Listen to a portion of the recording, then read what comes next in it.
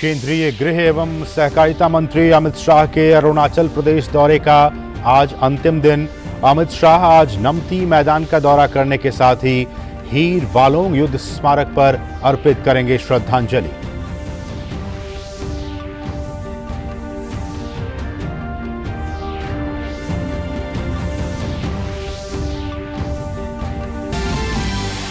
Covid संक्रमण से निपटने की तैयारियों को परखने के लिए किए जा रहे 2 दिवसीय देशव्यापी मॉक ड्रिल का आज अंतिम दिन। अस्पतालों में कोविड के रोकथाम और प्रबंधन के लिए उपलब्ध संसाधनों की तैयारियों का किया जा रहा है आकलन।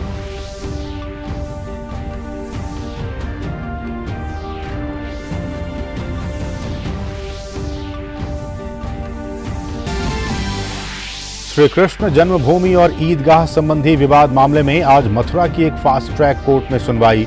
पिछली सुनवाई में अदालत ने ईदगाह के अमीन सर्वे पर लगाई थी रोक।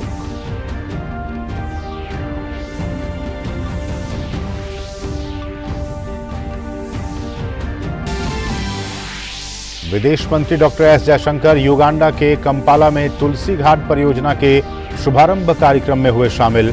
कहा, भारत की सभ्यता विश्व की सबसे पुरानी सभ्यताओं में से है एक।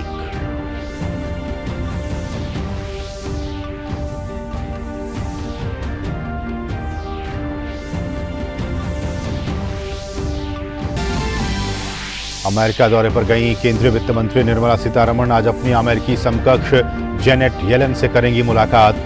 दोनों नेताओं के बीच परस्पर हित से जुड़े तमाम मुद्दों पर होगी चर्चा।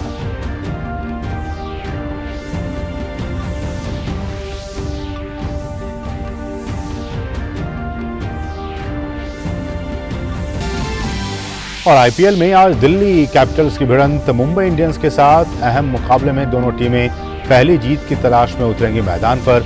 वहीं कल हुए एक रोमांचक मुकाबले में लखनऊ सुपर जायंट्स ने रॉयल चैलेंजर्स बैंगलोर को दी 1 विकेट से शिकस्त।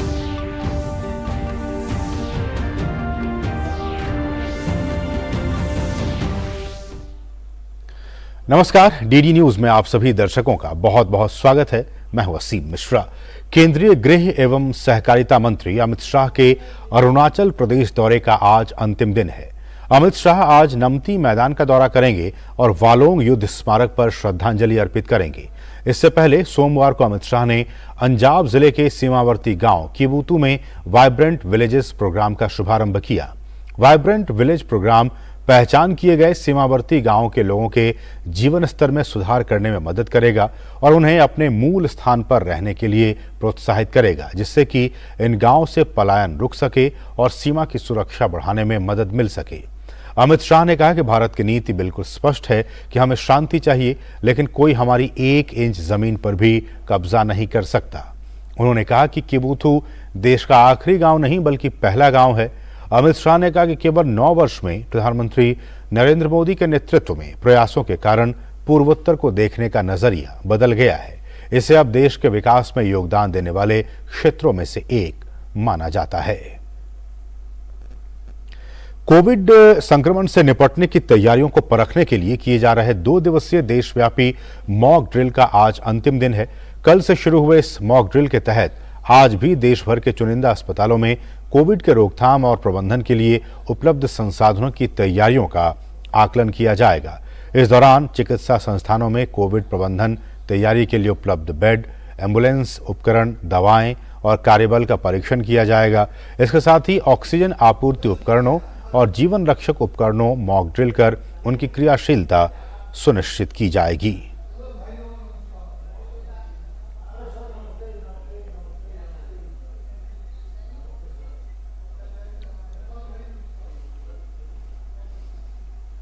और अब सीधे रुख करेंगे विज्ञान भवन का, जहां रक्षा मंत्री राजनाथ सिंह केंद्रीय सैनिक बोर्ड के एक बहुत ही महत्वपूर्ण सत्र को संबोधित कर रहे हैं। उस सूरत में भी हमारी सेनाएं अपनी बहुत ही महत्वपूर्ण भूमिका का निर्वाह करती हैं। हमारी आर्म्ड फोर्सेस के जवान अपनी कमिटमेंट के कारण देश तो देश के बाहर भी जाने जाते हैं। और आज हमारी सेनाएं फर्म कमिटमेंट और डिसिप्लिन का एक बड़ा पर्याय बन चुकी हैं।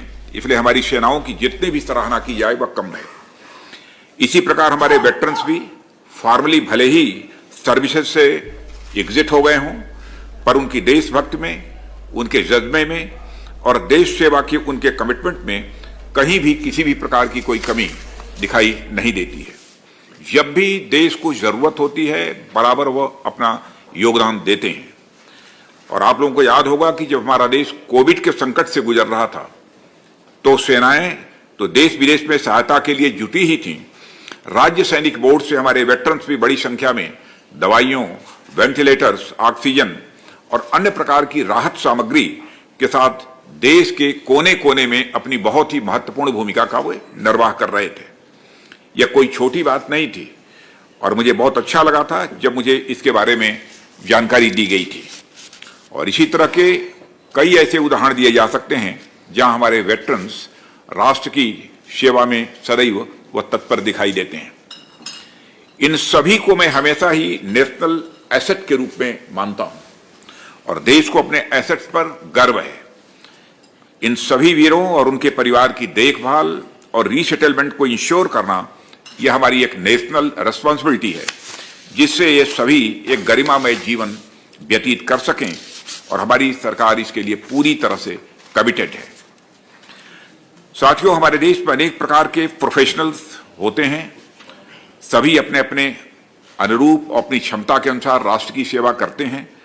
हमारे देश में ब्यूरोक्रेट्स हैं, डॉक्टर्स हैं, इंजीनियर्स हैं, चार्टर्ड अकाउंटेंट्स हैं, टीचर्स हैं और सभी राष्ट्र की प्रगति में अपना अपना योगदान करते ही हैं।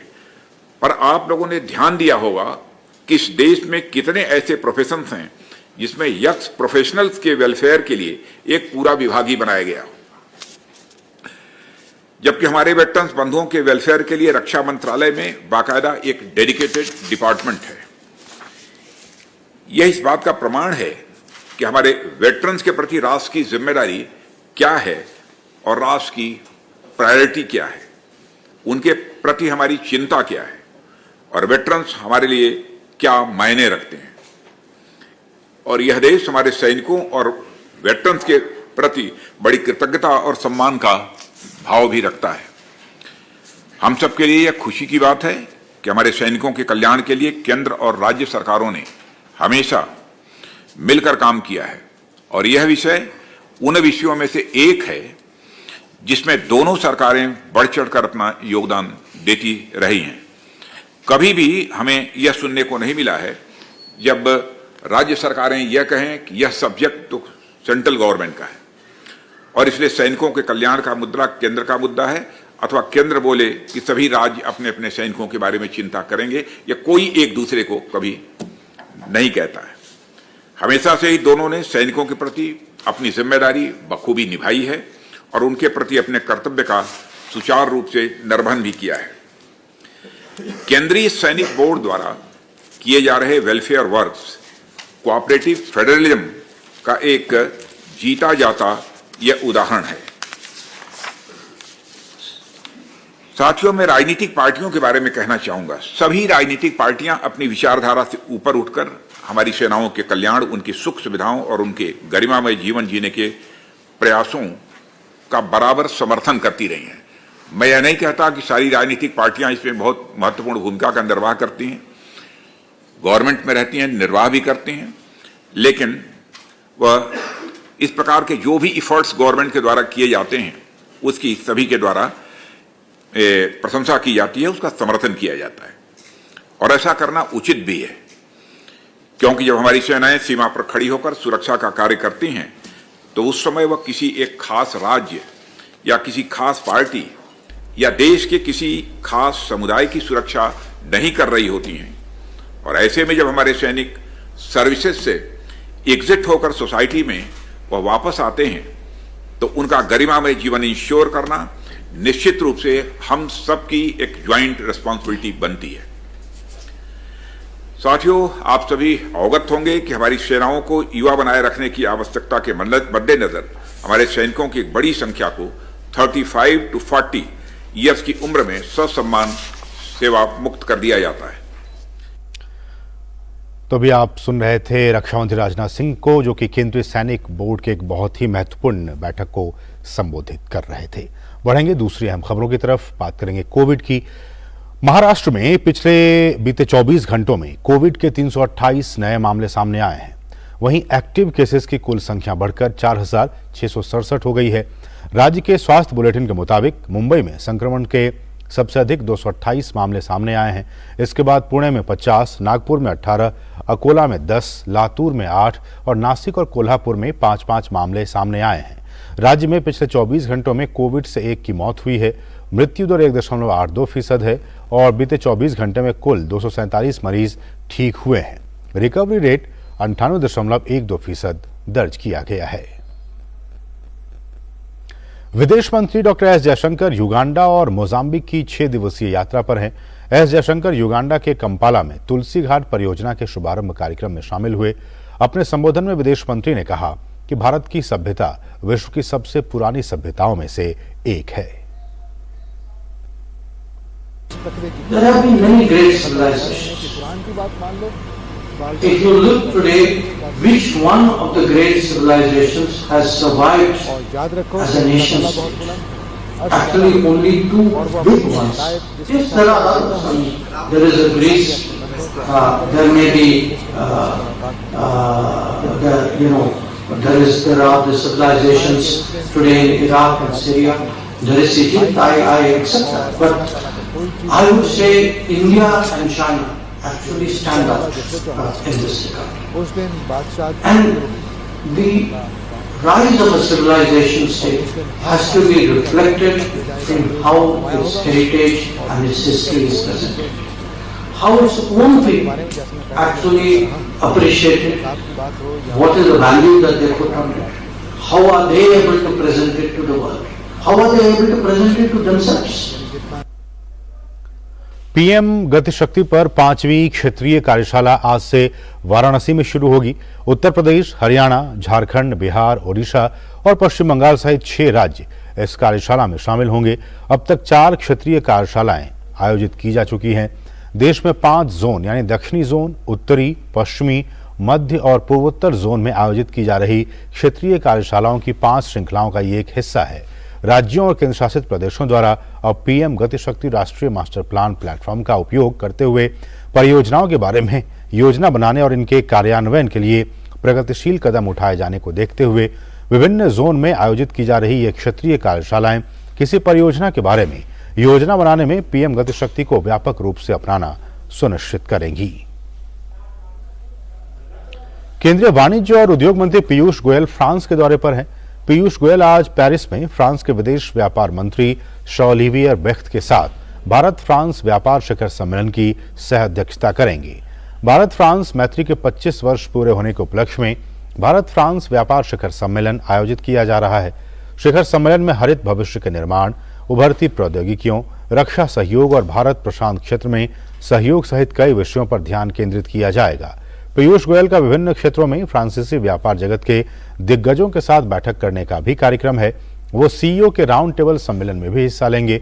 फ्रांस के मंत्री के साथ पीयूष गोयल एक ऐसे कार्यक्रम में भी हिस्सा लेंगे जो भारत की सांस्कृतिक विरासत और सॉफ्ट पावर का प्रदर्शन करेगा और इसमें 600 से अधिक फ्रांस सरकार के गणमान्य व्यक्तियों, फ्रांस में भारतीय कारोबारी समुदाय और फ्रांसीसी व्यापार समुदाय के सदस्यों की भागीदारी होने की उम्मीद है।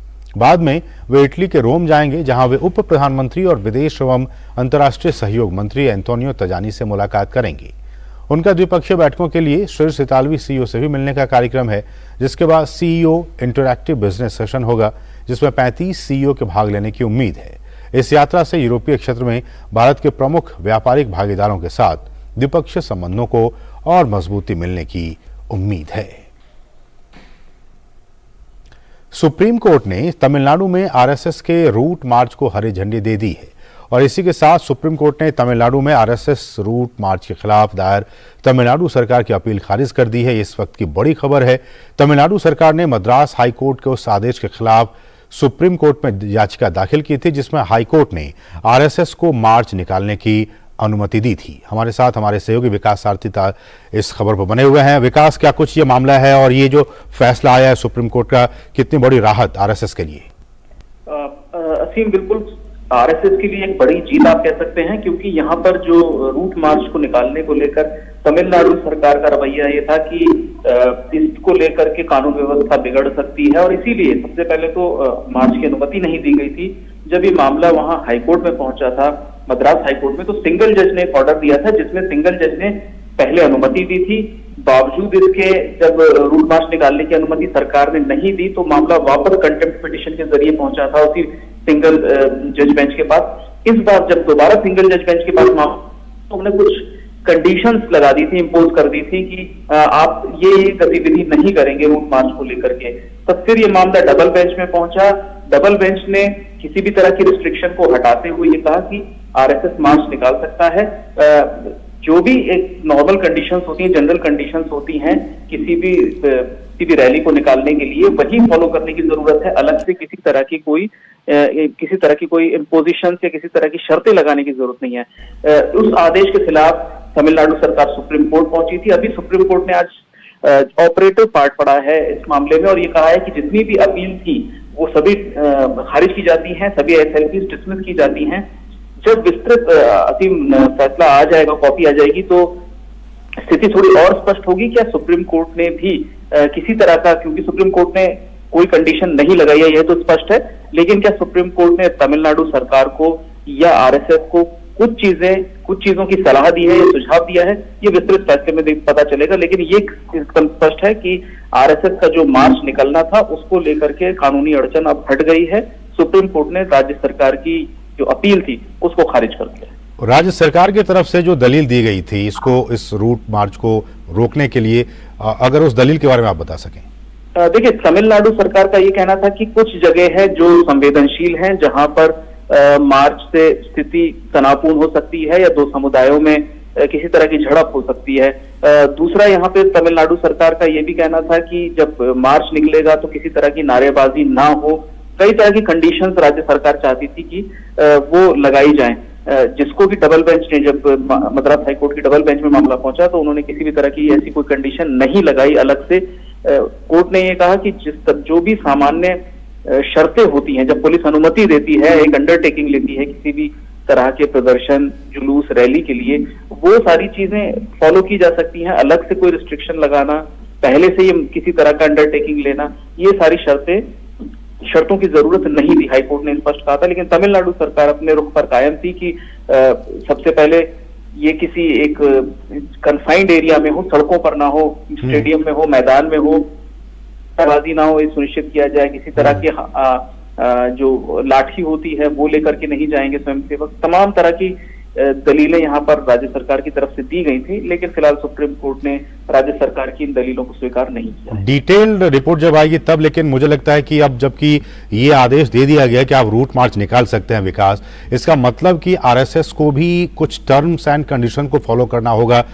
मुझे लगता है कि ये जरूर सुप्रीम कोर्ट ने अपने आदेश में कही होंगी ये बातें। बिल्कुल असीम, देखिए इसीलिए मैं कह रहा था कि विस्तृत आदेश में ये स्पष्ट हो पाएगा। आज जब ऑपरेटिव पार्ट पड़ा है उसमें सुप्रीम कोर्ट ने अलग से इसको लेकर के कोई टिप्पणी नहीं की है, यानी सुप्रीम कोर्ट ने खुद कोई कंडीशन नहीं लगाई है, बिल्कुल हाईकोर्ट की तरह। और जो सभी के लिए एक मैंडेटरी होता है, जब आप पुलिस से अनुमति लेते हैं, स्थानीय प्रशासन से अनुमति लेते हैं कि किस जगह से रूट मार्च जाएगा, जो पहले से एरिया आइडेंटिफाई किया जाता है, हम पीसफुली जाएंगे, इस तरह की अंडरटेकिंग्स जो दी जाती हैं वो एक सामान्य प्रक्रिया अपनाई जाती है। उसको लेकर के सुप्रीम कोर्ट ने क्या कहा है विस्तृत फैसले में साफ हो पाएगा।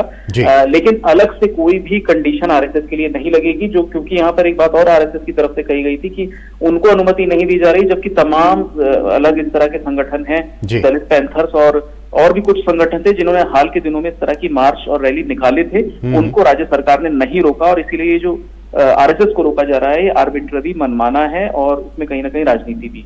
बिल्कुल बिल्कुल। चलिए, बहुत बहुत शुक्रिया विकास, इन तमाम ताज़ा अपडेट्स को सुप्रीम कोर्ट हम तक पहुंचाने के लिए आपका बहुत बहुत शुक्रिया। बढ़ेंगे आगे और यहाँ रुकेंगे एक छोटे से ब्रेक के लिए। आप देखते रहिए डीडी न्यूज।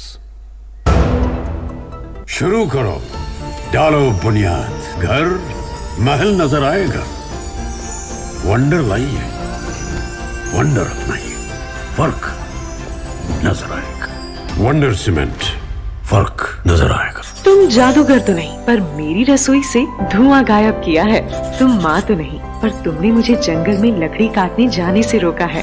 तुम्हारे कारण ही मेरा समय बचने लगा है और पैसे कमाने लगी हूँ। तुम केवल उज्ज्वला गैस ही नहीं, तुम अच्छे जीवन की ज्योति हो।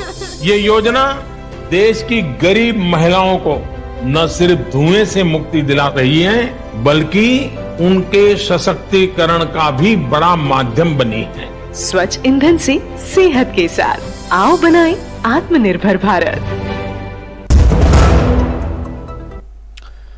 बढ़ेंगे आगे। केंद्रीय वित्त मंत्री निर्मला सीतारमण अंतर्राष्ट्रीय मुद्रा कोष यानी IMF और विश्व बैंक समूह की वार्षिक बैठक में भाग लेने के लिए अमेरिका के दौरे पर हैं। निर्मला सीतारमण आज अपनी अमेरिकी समकक्ष जेनेट येलेन से मुलाकात करेंगी। दोनों नेताओं के बीच परस्पर हित से जुड़े तमाम मुद्दों पर चर्चा होगी। इससे पहले कल निर्मला सीतारमण ने Peterson Institute for International Economics के एक कार्यक्रम में शिरकत की। इस मौके पर उन्होंने कहा कि इस चुनौतीपूर्ण समय में भारत का G20 का अध्यक्ष होना भारत के लिए साबित करने और सभी देशों को ठोस मुद्दों पर एक साथ लाने की दिशा में एक बड़ा अवसर है। निर्मला सीतारमण ने कहा कि हाल के वर्षों में भारत ने कई देशों के साथ मुक्त व्यापार समझौते किए हैं। India has shown very clearly its initiative is working out well in pursuing with countries and agreeing to have FTAs with them. So free trade agreements are being signed, in fact far speedily nowadays. We've just concluded one with Australia, we've concluded earlier one with the UAE, Mauritius, and as it is we've had agreements with ASEAN, free trade agreements both in goods and services with ASEAN. We have had with Korea, with Japan. So free trade agreements have bilaterally or with multilateral groups been the route which India has had till before 2014, and now between 2019 and today we've had at least 3 major agreements signed. Shri Krishna जन्मभूमि और ईदगाह संबंधी विवाद मामले में मथुरा की एक fast track court आज सुनवाई करेगी। पिछली सुनवाई के दौरान अदालत ने ईदगाह के अमीनी सर्वे पर रोक लगा दी थी। Fast track civil senior division court के न्यायाधीश ने बीते बुधवार को हुई सुनवाई के दौरान अमीनी सर्वे पर रोक लगा दी थी। इससे पहले सीनियर डिवीजन कोर्ट द्वारा हिंदू सेना के अध्यक्ष विष्णु गुप्ता की याचिका पर अमीनी सर्वे का आदेश दिया गया था, लेकिन बीते 5 अप्रैल को शादी ईदगाह के पक्षकारों की याचिका पर सुनवाई के दौरान इस पर रोक लगा दी गई। ऐसे में ईदगाह के अमीनी सर्वे को लेकर आज की सुनवाई काफी अहम मानी जा रही है। प्रधानमंत्री नरेंद्र मोदी बुधवार को वीडियो कॉन्फ्रेंस के जरिए राजस्थान की पहली वंदे भारत एक्सप्रेस ट्रेन को हरी झंडी दिखाकर रवाना करेंगे। ये ट्रेन जयपुर से दिल्ली कैंट रेलवे स्टेशन के बीच चलेगी। इस वंदे भारत एक्सप्रेस की नियमित सेवा आगामी 13 अप्रैल से शुरू होगी और जयपुर, अलवर और गुरुग्राम के स्टॉप के साथ अजमेर और दिल्ली कैंट के बीच चलेगी। नई वंदे भारत एक्सप्रेस दिल्ली कैंट और अजमेर के बीच की दूरी 5 घंटे 15 मिनट में तय करेगी। इस रूट की मौजूदा सबसे तेज ट्रेन शताब्दी एक्सप्रेस दिल्ली कैंट से अजमेर के लिए 6 घंटे 15 मिनट का वक्त लेती है। इस तरह नई वंदे भारत एक्सप्रेस ट्रेन उसी रूट पर चलने वाली मौजूदा सबसे तेज ट्रेन की तुलना में 60 मिनट तेज होगी। वहीं Ajmer Delhi cantt Vande Bharat express high rise overhead electric क्षेत्र पर दुनिया की पहली semi high speed passenger train होगी। ये ट्रेन पुष्कर, अजमेर शरीफ दरगाह सहित राजस्थान के प्रमुख पर्यटन स्थलों की कनेक्टिविटी में सुधार करेगी। बढ़ी हुई कनेक्टिविटी से क्षेत्र में सामाजिक आर्थिक विकास को भी बढ़ावा मिलेगा। दिल्ली के द्वारका जिला पुलिस ने जीजा साला गिरोह के ऐसे बदमाशों को दबोचा है जो एटीएम से पैसे निकालने आए लोगों को मदद के नाम पर ठगी का शिकार बनाते थे और फिर इनके खाते से रकम उड़ा लेते थे। आरोपियों में 2 सोनू और संदीप रिश्ते में जीजा साला हैं। तीसरे आरोपी का नाम जानी है। इनके पास से 113 एटीएम कार्ड, 2 पेटीएम मशीन बरामद हुई है। ये लोग कई राज्यों में वारदात को अंजाम दे रहे थे। इनके पास से 23,500 रुपए नकद भी बरामद हुए हैं। द्वारका जिला पुलिस उपायुक्त एम हर्षवर्धन ने बताया कि 23 मार्च को नजफगढ़ थाने से ठगी की एक शिकायत दर्ज हुई। शिकायतकर्ता ने पुलिस को बताया कि वे एटीएम से पैसे निकाल रहे थे। उसी दौरान 2 अज्ञात युवकों ने उन्हें बातों में लगाकर उनका कार्ड बदल लिया और उनके खाते से 10,500 रुपए निकाल लिए। इलाके में एटीएम कार्ड बदलकर लोगों के खाते से रकम उड़ाने के अनेक मामलों को देखते हुए इंस्पेक्टर कमलेश के नेतृत्व में टीम का गठन किया गया। टीम घटनास्थल पर पहुंची और सीसीटीवी फुटेज खंगालने शुरू किए। इसके आधार पर आरोपियों की पहचान कर ली गई। 29 मार्च को टीम को सूचना मिली कि एटीएम कार्ड बदलने वाला एक आरोपी बाबा हरिदास नगर के सैनिक एनक्लेव में आया है। सूचना के बाद टीम मौके पर पहुंची। यहां से पुलिस ने संदीप और जानी उर्फ रॉकी को गिरफ्तार किया। पूछताछ में इन्होंने अपना अपराध कबूल कर लिया है। द्वारका जिले में एटीएम से पैसा निकालने के लिए लोग जाते हैं तो ये धोखाधड़ी करके उनसे चीटिंग करके पैसे ले लेने का एक गिरोह सामने आया और इस तरह के कई सारे चीटिंग के केस हमने दर्ज किए। इसमें हमारे एटीएस की टीम को अच्छी सफलता मिली है और 3 लोग को गिरफ्तार किया गया है। इन तीनों के पास से करीब 100 से भी ज्यादा एटीएम कार्ड बरामद हुए हैं। 2 पेमेंट मशीन्स बरामद हुए हैं और उनका जो मॉडस ऑपरेंडी है वो सामने क्लियर हुआ है। तो इसके साथ इस बुलेटिन में बस इतना ही। हमें दीजिए अनुमति। नमस्कार।